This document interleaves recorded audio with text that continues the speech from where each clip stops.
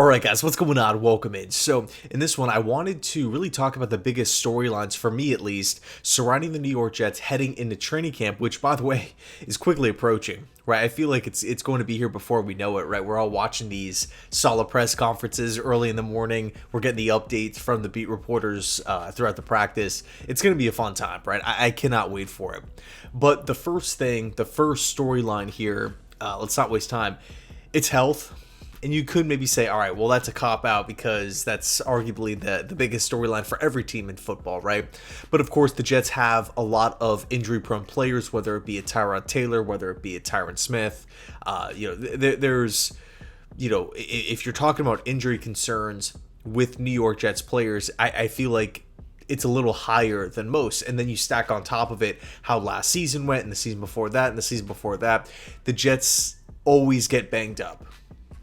We're always banged up. We're always dealing with injuries. So that's the first kind of, I guess maybe the pre-storyline here before I dive into the full list.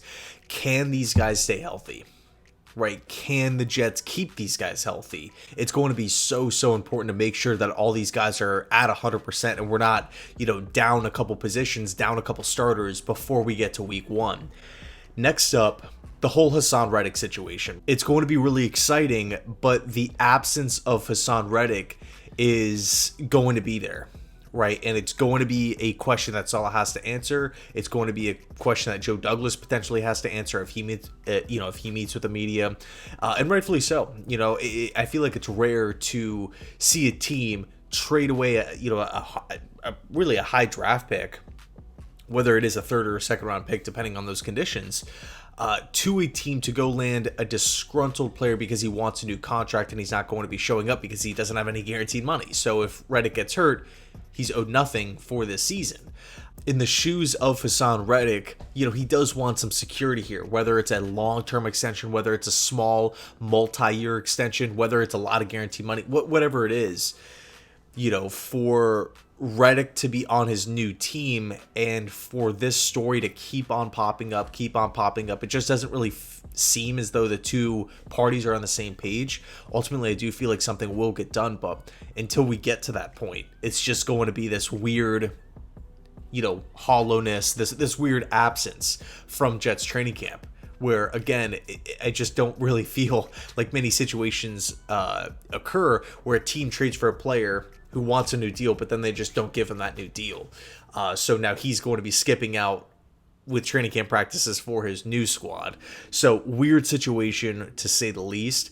But, again, I just don't see the Jets. I can't see I can't see Joe Douglas making a move like this, trading for Reddick, to then not give him some sort, not come to some sort of agreement, meet in the middle in some, way or form. I'm confident that it'll get done eventually. I think another big storyline for me personally is the offensive line chemistry, right? Not only did the Jets add a bunch of new faces to this room, but we're going to be relying on these new faces heavily, right? We're relying on a lot of new acquisitions, new signings to have that day one instant impact. I don't want to rehash what happened in 2023 and 2022, but the Jets have had offensive line concerns, whether it be with injury, whether it be with moving guys' positions around, whether it be with just players that are just overall frustrated and ultimately not performing well. Both in pass pro and run blocking. But this season, it feels different. It feels like we have more experience there. It feels like we have seasoned vets. It feels like we have maybe more of a security blanket with the depth options, right? With bringing Olu in. We brought in Laval from the UFL. I feel as though the offensive line is deeper than in years past, which makes me feel amazing, right? I mean, the offensive line, I feel like I've been banging on the table about the offensive line for years now, like just solidify it. I understand it's a lot easier said than done, but for the first time in a long time, I feel really good about the projected pass protection, the projected run blocking.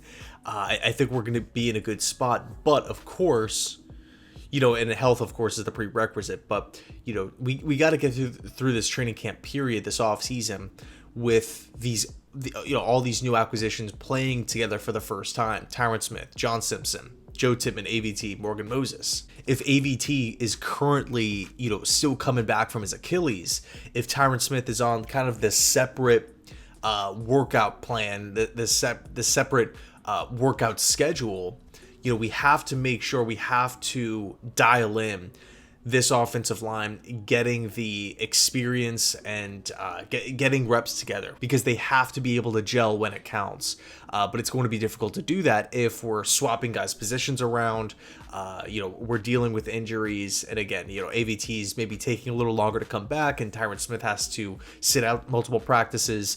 We need to have this unit firing on all cylinders. So A, keep them healthy, but B, make sure that they feel good, feel comfortable playing alongside each other. How do you do that? Get them reps in practice. Next up, a similar kind of point here, but talking about the defensive line, because the defensive line was one of the Jets' strengths last season, coached by Ulbrich, coached by Saleh. We had pass rushers. We had a nice influx of youth, right? High upside guys that you still feel like are getting better.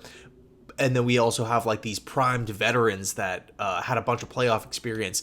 This season, it's going to look a lot different. We lost, quite a bit of talent. We lost Al Woods, JFM, Bryce Huff, Quentin Jefferson, who had the best pass rushing season of his career with the Jets a year ago. We added Kinlaw, we added Leggy Fotu, we added Haason Reddick, who's not there, but this is and look, the core is still there. Jermaine Johnson, Quinnen Williams, Will McDonald, first round pick, although we haven't seen a lot of him. The core, the skeleton, the foundation is there, but again, whenever you're talking about a specific unit losing 4 players and bringing in 3 new guys plus the undrafted free agents, we'll see how those guys play out. But whenever you have that kinda there is always going to be a transition, if that makes sense. So look, if Leggy Fotu, if Javon, if Kinlaw, if these guys can come in and start making plays, start separating themselves from the rest of the team, right? If Leggy Fotu can establish himself as the team's best run stuffer, that's a massive step in the right direction. If Kinlaw is showing pass rushing abilities, right? He's beating Joe Tippmann off the snap. He's getting around John Simpson. He's making plays in the backfield. Once we start getting those reports, or if you're at training camp and you're watching these guys and they're turning heads, that's going to be massive. It's going to be huge, because the last thing I want is to see the defensive line take a step back. Not saying it will, not projecting that whatsoever. I think we're gonna be totally fine there. But again, whenever you have this mass exodus of a bunch of players and you bring in a bunch of new players to replace those old players, there is going to be that transition period. And last but not least here, I wanted to talk a little bit about the wide receiver room. Garrett's going to do his thing, right? Everybody feels great about Garrett Wilson, as they should. We have a couple young players in Jason Brownlee and Xavier Gibson. We have a rookie in Malachi Corley. But outside of those guys, we have Mike Williams and Alan Lazard. Mike Williams is currently hurt, and his status for the start of training camp is up in the air, which, for me at least, I turn my attention to Alan Lazard. Lazard has a prime opportunity here to really turn everything around. If he's in camp and he's working hard, right, busting his tail, making plays, helping in the running game, showing his abilities as a blocker, coming down with tough catches, maybe staying after practice to get extra reps in, because it just doesn't really feel as though him and the coaching staff are on good terms. You just feel, at least for me, I can't speak for anybody else, but for me, you kind of feel like this is Lazard's last chance. This is his last opportunity to make an impact, to get in the good graces of the coaches. And look, if Mike Williams is not there, could Lazard show anything at all? Could he give the coaches any sort of promise, confidence in him, for him to not be the last wide receiver on the depth chart? It's unfortunately, it feels like a big ask, but the opportunity is there, right? It's so tough, because we saw Lazard back in Green Bay, and what we saw in Green Bay does not equate to him being unplayable uncuttable because of the guaranteed money. And just buried on a depth chart filled with young players. So could Lazard step up? Could Lazard, rise to the occasion with Aaron Rodgers, year two of Hackett's system? I guess maybe for him, it's arguably multiple years. It's further along than year two because he was obviously with him in Green Bay. So we'll see. We'll see how it plays out. Let me know your thoughts down below in the comment section. But again, for me, offensive line continuity, defensive line replacing all these players that we lost with all these new acquisitions, the health of this football team, the wide receiver depth chart, and of course the Hassan Reddick situation. So anyway, let me know your thoughts down below in the comment section. Thanks so much for watching, and as always, go Jets.